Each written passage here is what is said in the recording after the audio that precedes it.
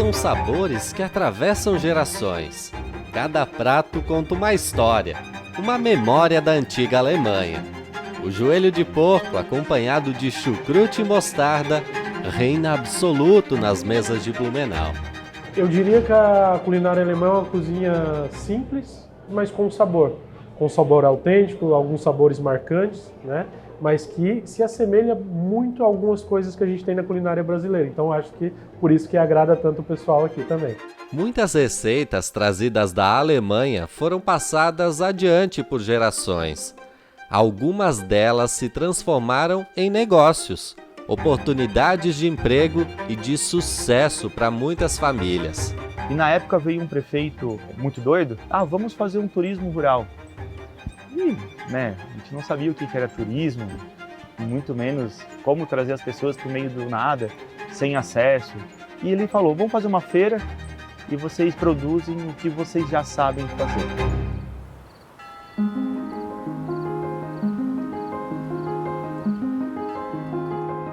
A família resolveu então apostar nas receitas antigas, guardadas no caderninho da Oma. Bolachas artesanais decoradas que traziam consigo sabor e delicadeza. As entregas eram feitas nesse Fusca. Foi como tudo começou. Com um pacote de bolachas em mãos, dá até para imaginar a cena. A família não comercializava apenas produtos, mas o sabor de uma tradição que conquistou o Brasil. Eles vêm aqui, eles comem, eles degustam, eles provam a nossa bolacha e levam. E as decoradinhas eles levam e depois eles voltam aqui. Eu comprei já faz um ano e eu não tive coragem de comer de tão lindo que é. A delicadeza nos biscoitos não é por acaso. Cada detalhe da decoração é feito por mãos femininas, preservando a suavidade e a beleza que tornam essas bolachas tão especiais. Algumas bolachas são bem típicas alemãs. Tem uma que é o Lebkuchen, que é o tradicional pão de mel alemão. E o significado dele é o bolo da vida. Nós trouxemos, realmente ele é uma receita lá da Alemanha. Tem uma pitada brasileira aí também, que o povo brasileiro gosta do pão de mel mais macio. Então, nós trouxemos essa receita bem característica da Alemanha, com a maciez que o brasileiro gosta. Então, ela é bem condimentada, bem saborosa, é realmente diferenciada. São receitas pensadas para agradar a todos. Com o tempo, elas foram ganhando novos sabores, à medida que os imigrantes descobriam os ingredientes brasileiros. Fui entender melhor no interior de Águas Mornas. Tiveram que se adaptar bastante em relação à alimentação, cultura. Na alimentação, principalmente, porque era algo que exigia deles no dia a dia, né? E não tinha os mesmos alimentos que tinha na Alemanha na época que eles vieram para cá. Então eles tiveram que se adaptar à cultura do milho, muitas frutas silvestres, até mesmo animais silvestres que eles usavam para se alimentar na época. Então tem frutas como o ingá, que as pessoas ainda consomem hoje, mas a grande maioria não conhece. Essa capacidade de adaptação se refletiu na mesa. E com o tempo, os imigrantes criaram verdadeiras iguarias, como o Eismeer, um doce simples à base de ovos e açúcar, que virou parte essencial das colônias alemãs.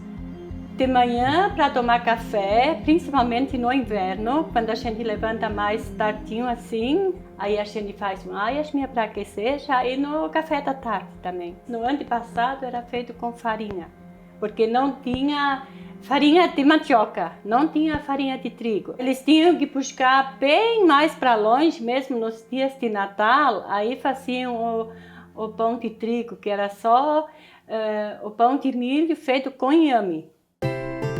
Uma fusão de sabores e tradições que mantém viva a memória dos antepassados, com cada receita trazendo um pouco da história daqueles que chegaram aqui. Agora eu quero saber em alemão dela se a filha e a neta aprenderam a receita como ela ensinou. Mutter, Honna war Kinder, aber Mitglied richtig machen oder nicht? Ja, legal, richtig machen wir, ich mache. Oh nein, ich mache doch richtig. Ja, da ist richtig noch dabei. Ó, viu? Ela disse que todas fazem bem direitinho. Aprovado, tanto as então. filhas quanto eu.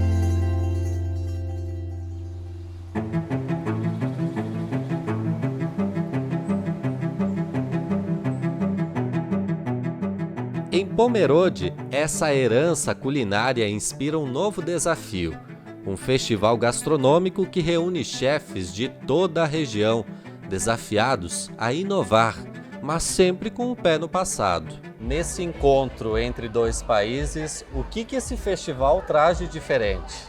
Na verdade, esse encontro traz um pouquinho o que os imigrantes, quando chegaram aqui há 200 anos, encontraram esses ingredientes tropicais, né? Eles chegaram aqui e viram coisas diferentes, então adaptaram.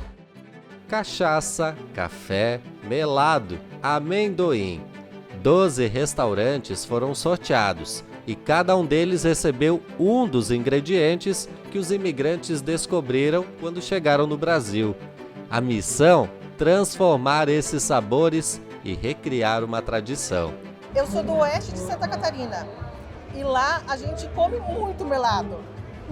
Eu cresci vendo minha mãe fazer melado, colhendo a cana, moendo. Nunca comi melado com salgado. A gente comia o melado na pipoca, o melado na rapadura. O melado, ingrediente simples e cheio de memória, agora brilha em pratos sofisticados, provando que a tradição pode se reinventar. Quando o sol nasce e os primeiros raios tocam a cidade, eles se preparam para o desafio. Em silêncio, como se o tempo parasse. A serra em mãos, o olhar firme. Mais do que força, é um ritual de precisão, um esforço sincronizado, passado de geração em geração. Essa é a tradição dos serradores.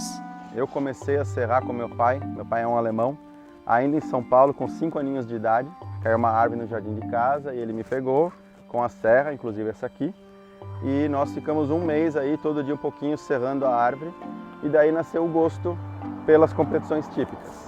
Hoje essa prática se transformou em competição, mas sua origem remonta à Idade Média. Naquele tempo, a serra era um dos poucos instrumentos que garantiam um estoque de madeira para o inverno. E como toda boa tradição, na Alemanha, ela também carrega uma lenda. A tradição diz que logo após o casal ter casado e saído da igreja, eles têm um cavalete com uma tora e uma serra. Então a primeira coisa que eles vão fazer casados é serrar juntos. Porque quem serra bem junto vai ter uma vida de casados longeva.